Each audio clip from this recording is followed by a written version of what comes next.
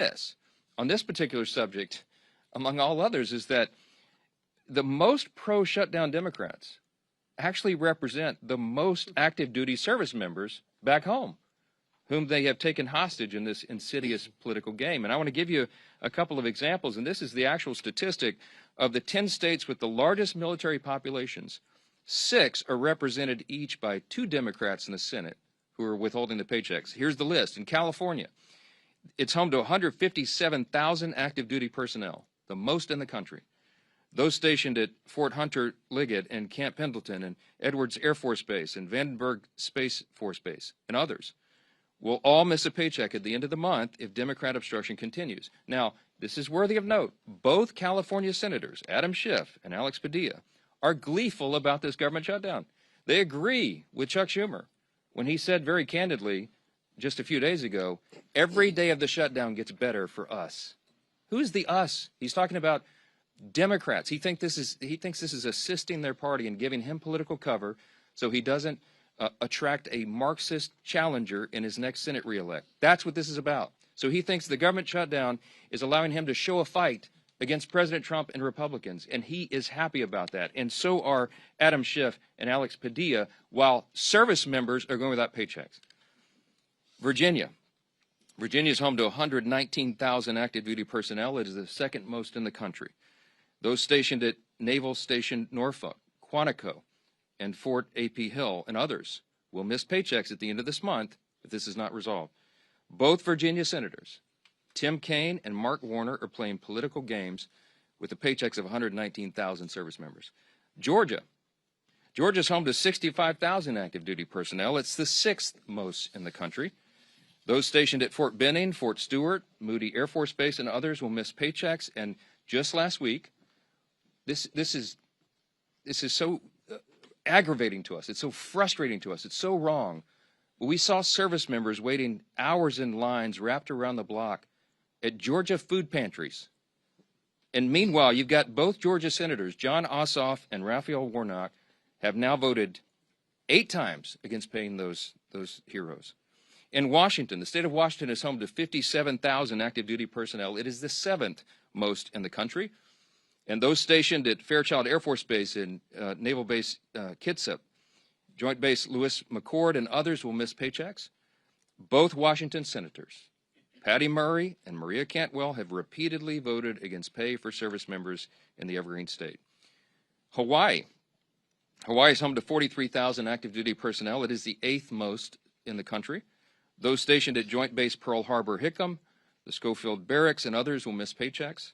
And both Hawaii senators, Mazie Hirono and Brian Schatz, have voted against paying soldiers stationed in Hawaii. And by the way, many of them are thousands of miles away from their families.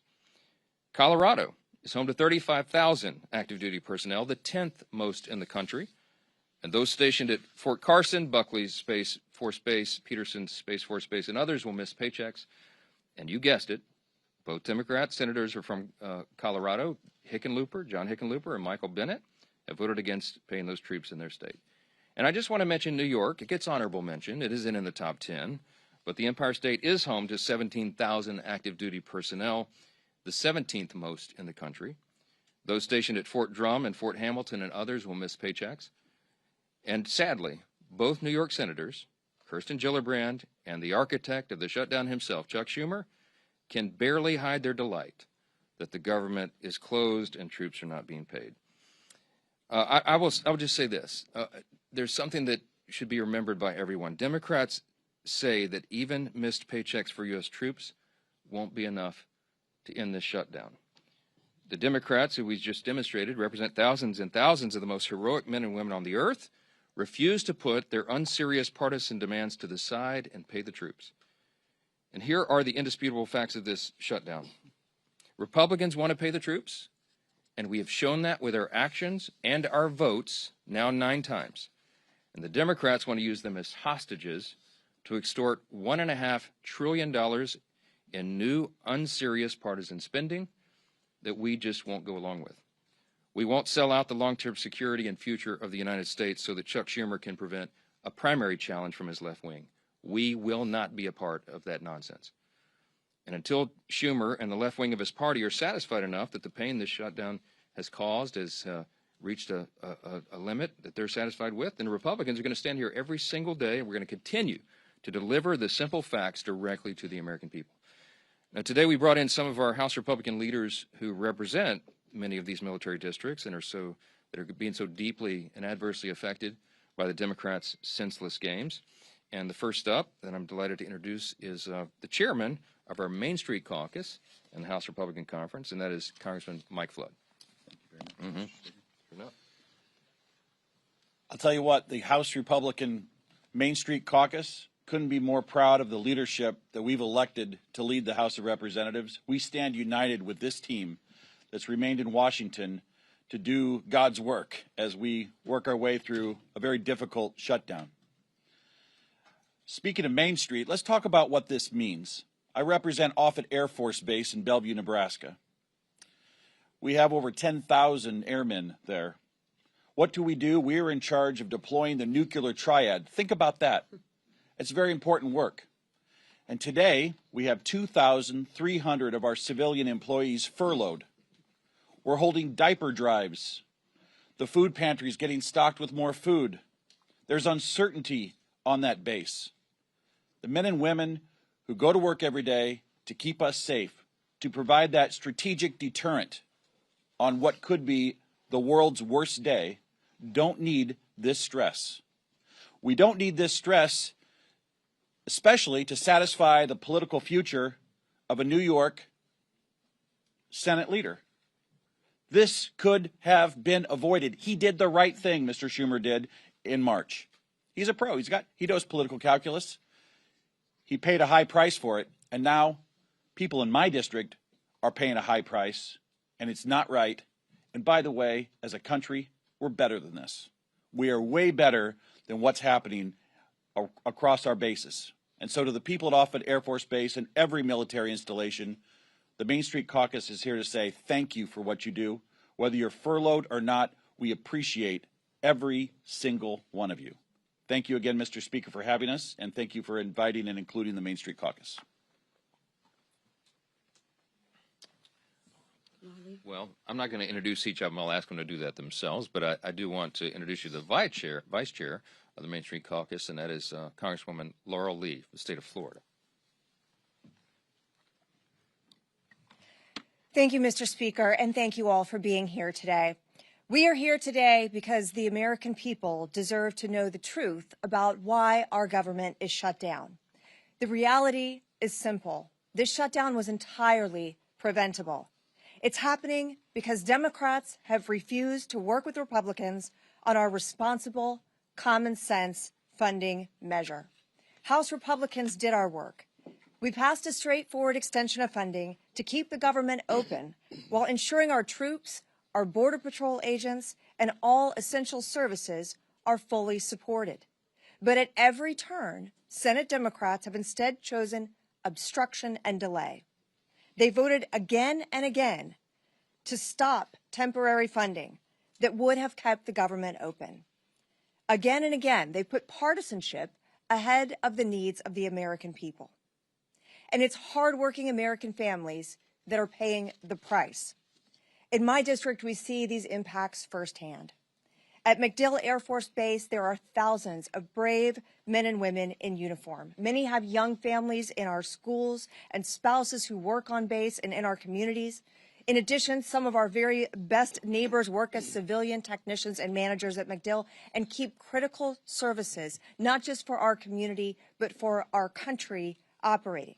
These are the people who will feel the strain of this shutdown and Washington's dysfunction the most. The service members, the civilian workforce who serves alongside them, and the federal workers and their families. They are now left to worry about their bills, about groceries, about paychecks, all because of political games by Senate Democrats. They deserve better than this. They deserve leadership that puts our country ahead of politics. House Republicans have already voted to ensure our service members receive their pay, and we will not allow America's heroes to suffer because of this political brinksmanship. Thanks to President Trump's leadership, the Pentagon identified funding to make sure that our troops are paid this month, even in the face of this needless shutdown. This is not about politics. It is about priorities. Our priority is the American people. We want to secure our border, to strengthen our military, to restore fiscal sanity to Washington, and ensure that every taxpayer dollar is spent wisely. Senate Democrats have made their priorities clear. They're more interested in protecting wasteful spending and expanding benefits for illegal immigrants than they are in protecting our service members and our hardworking American families. That is unacceptable. To the men and women at MacDill Air Force Base and the families across Florida's 15th Congressional District, and to every American feeling the uncertainty of this shutdown, know this: we are fighting for you. We are fighting to reopen government responsibly, to ensure stability for your families, and to get this country back on track. It's time for Democrats to stop the political games, to stop holding our troops and our federal workers hostage to their agenda, and to join us in putting the American people first. Thank you. And now we have our colleague, Representative LaLota. Good morning, everybody. Fully funding our military is the most important thing our Congress can do.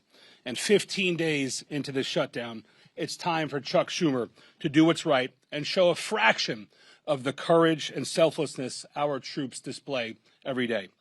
Before I came to Congress, I was a Navy man. I deployed overseas 3 times alongside some of the most selfless and brave Americans our nation has to offer. These men and women serve their nation in hot engine rooms overseas, on dangerous aircraft carrier decks conducting night flight operations, and on island chains ensuring they didn't become a safe haven for terrorists. The sailors I served with risked everything: time away from home, injury to themselves, and even their own lives in defense of our great nation. And I think that kind of courage demands some sort of selflessness as well from our nation's leaders, too. Thankfully, President Trump showed the boldness and decisiveness to ensure that our troops got paid, and they didn't miss today's paycheck. That's welcome news for our families who serve our great country, who, frankly, we don't pay enough as it is. But troop pay is just one piece of the puzzle. A prolonged government shutdown endangers America's national security, halting contracts, furloughing half of the Defense Department's civilian workforce, and disrupting intelligence and operations. It weakens our ability to compete with China, Russia, North Korea, and our other adversaries. It delays training, it delays deployments and housing support, and reduces overall readiness. Like Chuck Schumer, I'm a New Yorker, and I'll say this plainly. The next generation of New York Democrats are socialists, like AOC and Zohran Mamdani, and they're dragging their party towards socialism. They want open borders, they want taxpayer-funded health care for illegal immigrants, and they want government-run grocery stores. Just look at the race right now for New York City mayor. Now, I know that socialism doesn't come naturally to Chuck Schumer. It was said before that just back in March, he supported the same clean CR that we're asking him to support today. Back in March, he had a backbone, Chuck Schumer. He stood up to his party's radical base and said he would put the nation before his own political interests. And he took a lot of flack for doing so. And that's why he's changed his course. But we're here today to call on him to do better and to put the country before his own political job. And we're asking that he put the hundreds of thousands of federal workers that rely on a continuing resolution, we're asking him to support that. And we're asking him to put the millions of Americans before his own political future. We New Yorkers, we pride ourselves on being tough. So I'm asking Chuck Schumer to be tough and to stand up to his own party's base. Stand up to AOC and Mamdani. Be brave like our troops. And do your job and reopen our government. I want to introduce my good friend, also a military veteran, an Air Force, don't hold the Air Force part against him, an Air Force colonel who's doing a hell of a job fighting for his constituents in Iowa, my friend Zach Nunn. Nick, thanks, brothers. Appreciate it. Whenever you can get the Navy and the Air Force on the same target, we're moving in the right direction. Friends, here's the reality right now. This government shutdown does not have to happen. We have a reality before us where 1.5 million troops, both those active duty and those in the Guard and Reserve, are on pins and needles where they're going to be able to feed their family marching forward. I am so proud to be standing with fellow patriots up here, many of them who have served. I'm one of those members who have served not only in combat, but continue to serve in my reserve capacity now. I've already committed my drill this weekend, and speaking with frontline members who are serving in uniform, our brothers and sisters, the sons and daughters of families who have sacrificed to have their child be in the military. They all have the same question. Why is this happening, and what is the mission to be able to stop it? Well, let's be very clear. The House of Representatives has executed its portion of the mission. Fully pay our federal government. The majority of the House, the majority of the Senate, the majority of the American people want this. But the reality is, there's a handful of individuals in the Senate who have put a stop to it. And this is where I agree with one of my colleagues. We don't govern by temper tantrum, he said. We'd be hurting millions of Americans, and we'd be treating them as leverage. That was Chuck Schumer in 2018. Another colleague said, this is irresponsible. No, it's reckless. My other colleague, Nancy Pelosi, but that was in 2013. A fellow colleague said, it's not normal to hold 800,000 workers, or in this case, over 1 million military members and their paychecks hostage. That was from AOC in 2019. Team, we've heard about the first-hand impacts to individuals.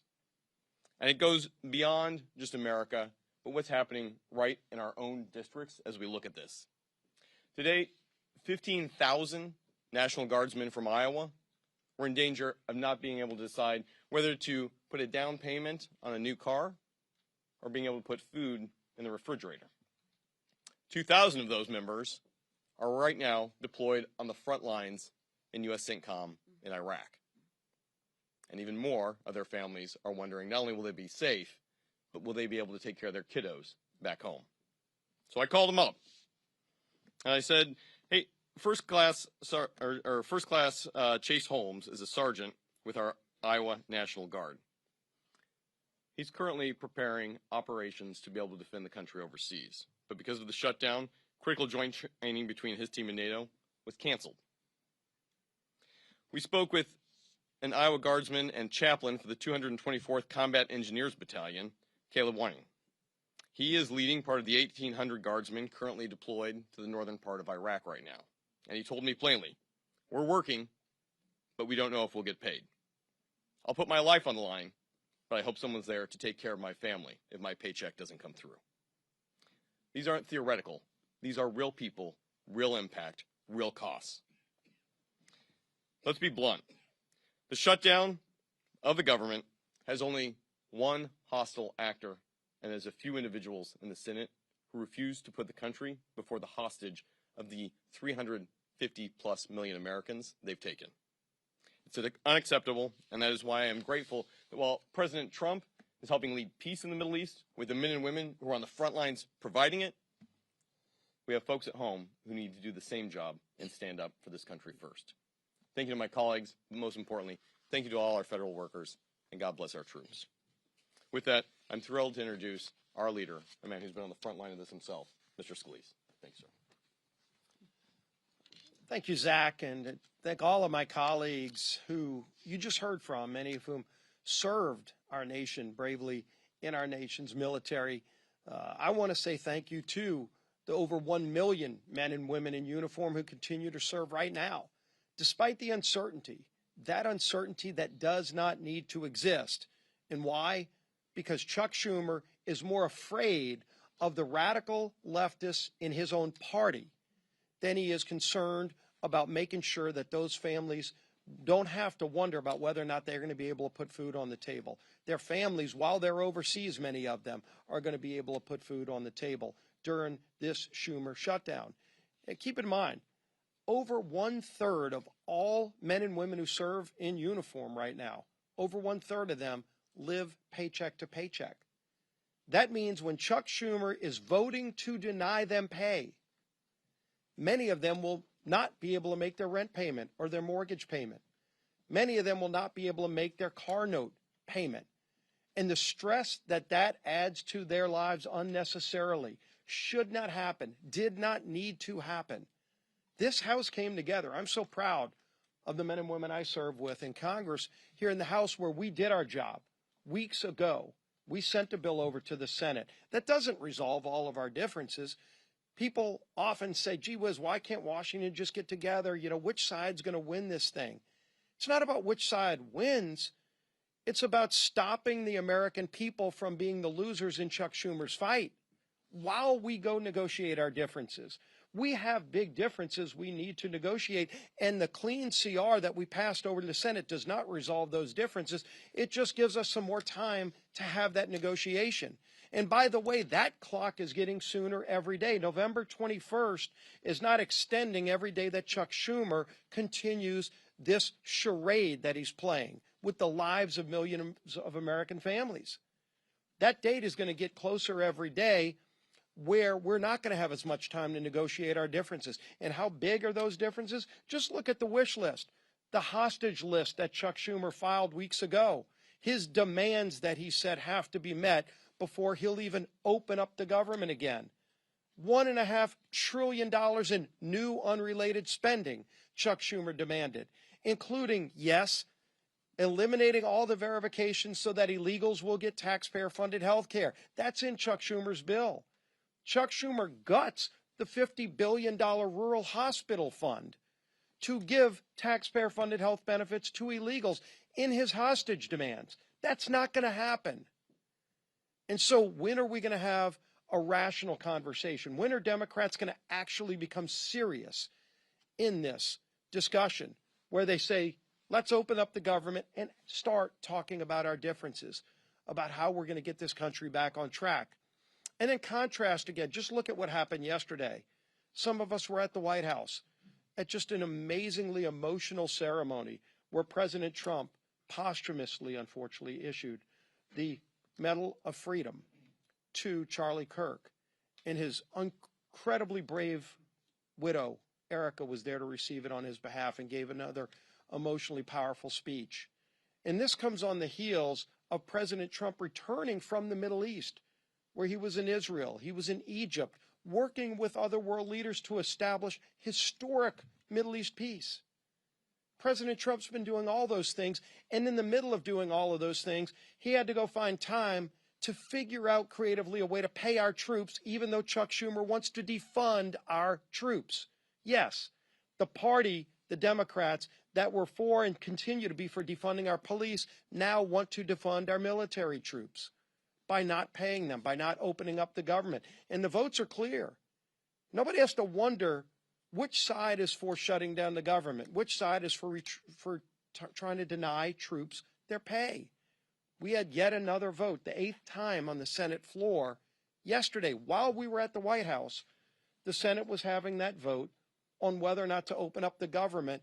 And you saw Democrats continued, led by Chuck Schumer, to shut down the government and deny troop pay. It's embarrassing.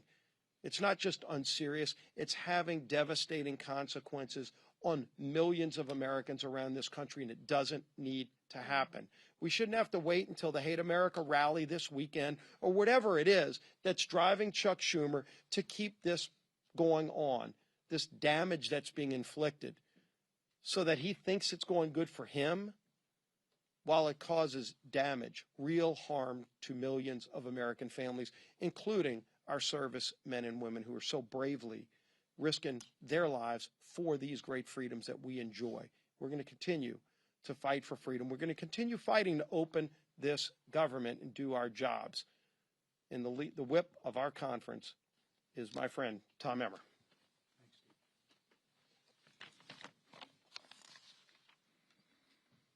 If Chuck Schumer and the Democrats had things their way, more than 1 million service members would not get paid today. Thankfully, our commander-in-chief stepped up where the Democrats have refused by reallocating funds to ensure our troops receive their hard-earned paychecks today.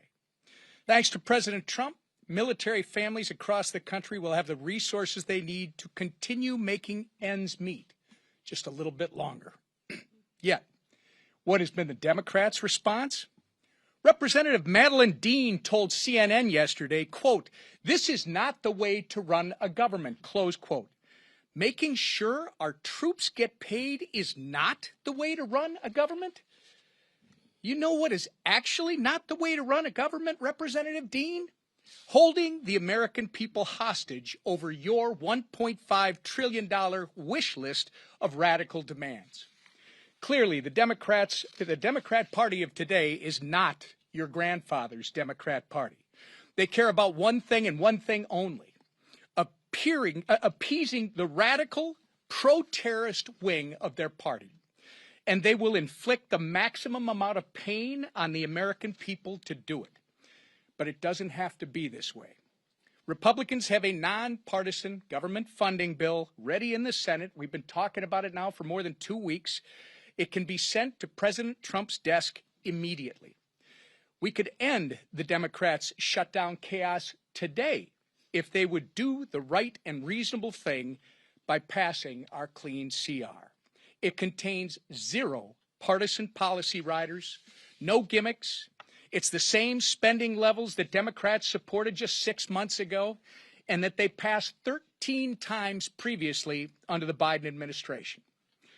But 9 times now, 9 times, the Democrats have refused, shutting the government down in the process and forcing Americans to pay the price. All so they can gallivant around the Capitol making ridiculous videos, childish videos, scream at Capitol police officers who aren't getting paid, by the way, and buy time until their Hate America rally takes place on Saturday on the Mall. It's despicable and it's wrong. We can only hope that they come to their senses and that the madness ends soon. Until then, our message remains the same. Stop playing political games, pass our clean CR, and reopen the government for the people you were elected to serve. Lisa McClain, our conference chair. Thank you. Well, good morning, everybody. Here we are again. I'm going to be very clear. Chuck Schumer wants a dirty deal. I'll say it again. Chuck Schumer wants a dirty deal. One that caters to his radical base. You know, the same crowd planning to protest at their I Hate America rally this weekend. And what is in this so-called deal? Let's take a look at what's in Chuck Schumer's dirty deal. And let me spell it out. It adds $1.5 trillion to our national debt. $1.5 trillion. It hands out health care to illegal immigrants. That's not a talking point. That's a fact. It guts the most historic investment Congress has ever made in rural health care. Again, that's a fact. And it weakens health care for hardworking Americans. Begin to see the compare and contrast? Chuck Schumer and the Democrats want to protect illegals and hurt Americans.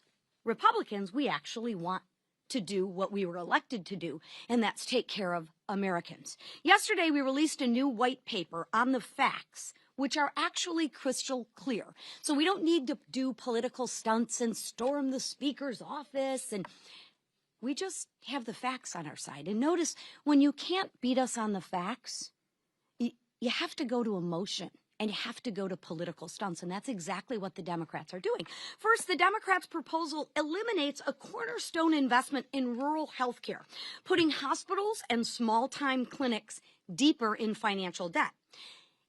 That's a $50 billion cut to rural America. Second, states like California have played games with federal tax dollars to give benefits to, you guessed it, not Americans, that's right, illegals.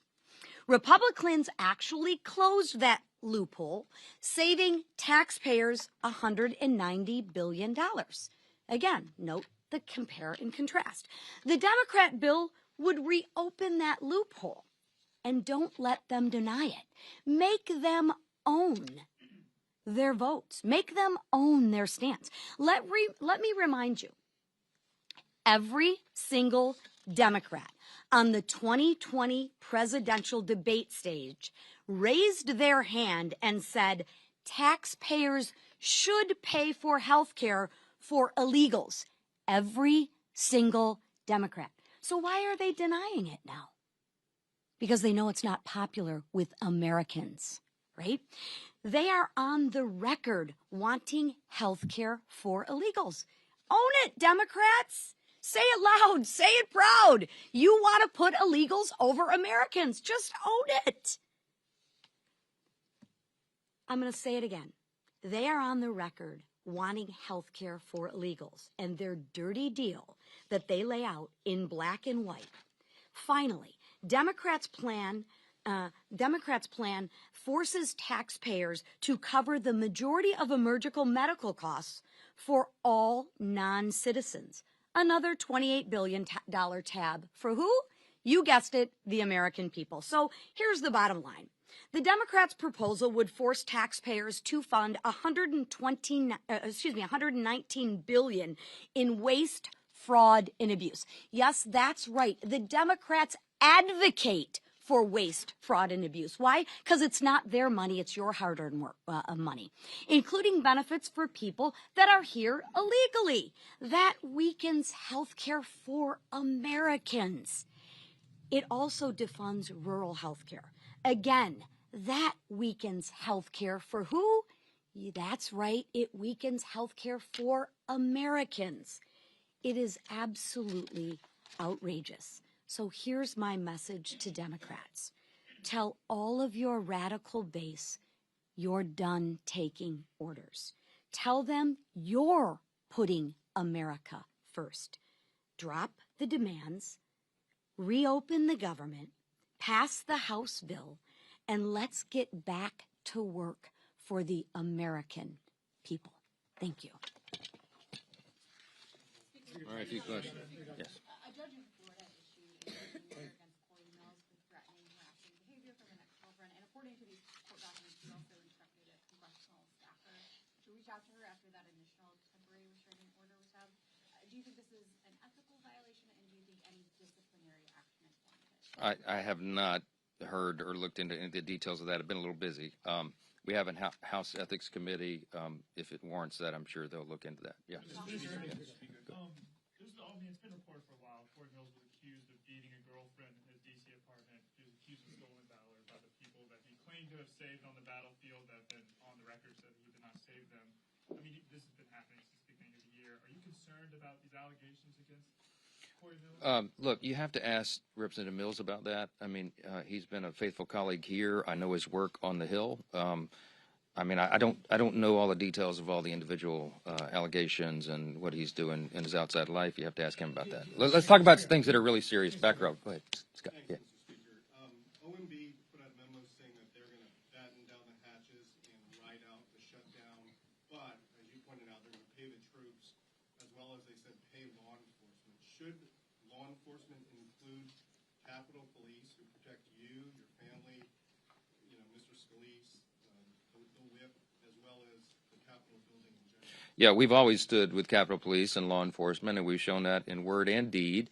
And I can tell you that I was with the president for a couple of hours in the Oval Office last night. I spoke with Russ Vought in the Rose Garden before the Charlie Kirk service. They are, what's the right word, forlorn about this. No one on the Republican side is taking any pleasure in this scenario. Yes, we're always for reducing the size and scope of the government and all of that, but this is not the way to go about it. We don't shut the government down, turn off the funding streams, and then require all these cuts like this. So what they're doing is they're having to triage federal spending, as you know, because anybody, as we've said, any person who's in the White House, regardless of party, and their director of OMB, is given this unfortunate reluctant task. They have to figure out and triage what are the most essential services personnel policies and what are not. They're going to look at that through a partisan lens, but when they look through it through that lens, I mean, we're looking at it right now as conservative Republicans, the White House, that's who serves in the White House right now.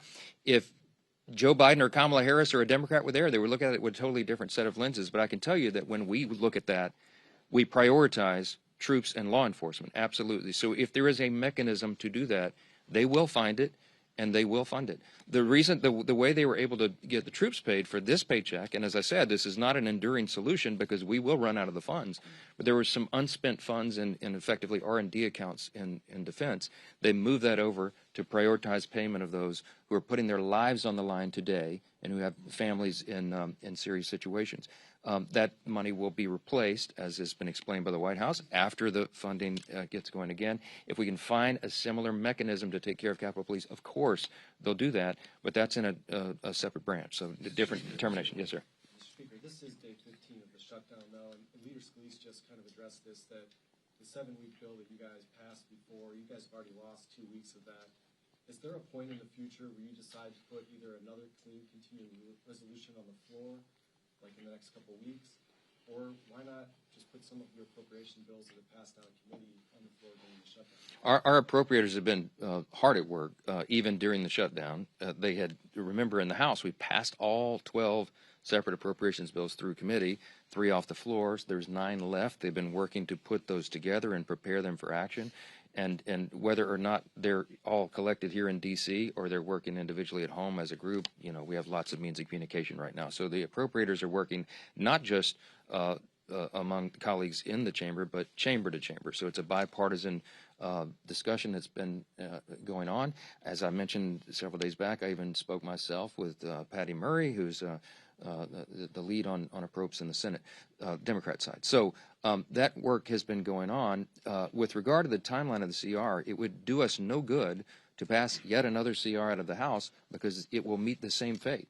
Chuck Schumer and the Senate Democrats want to close the government down. They are gleeful about this. They are happy that troops are suffering all this pain, apparently, because they've just voted now 9 times collectively. Democrats in Congress have voted 9 times to block the pay of troops and Capitol Police and all the federal employees and, by extension, all the civilian contractors and everybody else. So we would just be going through an exercise in political futility to pass another CR. It is ironic that the 7 weeks on the clean CR that we passed, September 19th, was a date that was determined by Republicans and Democrats in the House. The appropriators determined together that should be the length of the CR, and they stipulated together that it should be clean. The Democrats at the time said, please don't put any Republican priorities on that so that we can all do this in good faith. And we didn't. We put a clean CR, and still they voted no. Why? Because their leadership, Hakeem Jeffries and Chuck Schumer, told them they had to. So I think appropriators want to get back to work. I know every House Republican does, but we've got to get the lights turned back on, and Chuck Schumer and the Democrats need to vote to do that so we can get back to regular legislative sessions. Yes, ma'am. Last question. Just to follow up, though. So the Senate is actually trying to advance some appropriations bills. Are you saying that if your appropriators get some bills ready for the floor, you'll bring them back, bring the chamber back, even if the CR isn't passed? Leader Thune is trying to advance the defense approach bill today. We'll see how that turns out. My suspicion is the Democrats are going to play their same political games and stop that cold. I hope I'm surprised by that. But we'll see. We're on a 48-hour return notice for House Republicans and the House itself, and dependent upon action in the Senate, we can get all this moving again, and we can get back to all the regular order and all the things that are stacking up on our plates. It is ironic that even though Democrats decided upon the end date, the 7 weeks to go to November 21. It is the Democrat leadership that is eating up the clock. And they are doing great harm to the American people, not just by suspending services, vital services and paychecks, but also because of the backlog of work that the Congress has to get done. And we cannot do it while hardworking Americans are suffering because of these antics. And that's why we're demanding, insisting that they get it open. I'll leave you with this. You've heard the word contrast here a number of times today. I'm so grateful for these Main Street Caucus leaders who came in to help us articulate this contrast. I'll just say this again. You have 2 parties on a split screen right now. You have President Trump and the Republican Party reducing your taxes, cutting government red tape and regulations to get the economy going again, passing historic legislation to boost the economy and bring down the cost of living. You have Republicans who have ended the border crisis, almost 0 illegal crossings in the last 4 months. You have Republicans who are working to end the crime crisis and support law enforcement and ICE officers and all those who are wearing that badge and putting their lives on the line and supporting our troops, as we've talked about today. You have Republicans who are ending fraud, waste, and abuse in government and making government work more efficiently and effectively for the people. And you have President Trump and the White House and his administration ending conflicts that are killing millions of people around the world. What have Democrats accomplished in the last 9 months? A government shutdown. I mean, the contrast between these parties could not be any more stark. And I encourage you to watch. We call it the Hate America rally that'll happen Saturday. Let's see who shows up for that. I bet you see pro-Hamas supporters. I bet you see Antifa types. I bet you see the Marxists in full display, the people who don't want to stand and defend the foundational truths of this republic. And we do. And that's what we're here doing every single day. And we'll continue to come in every morning and tell the American people the plain and simple facts, because the facts are going to win the day here. The American people are not stupid. They see what's going on, and they know who's to blame. Thanks for being here this morning. Thank you.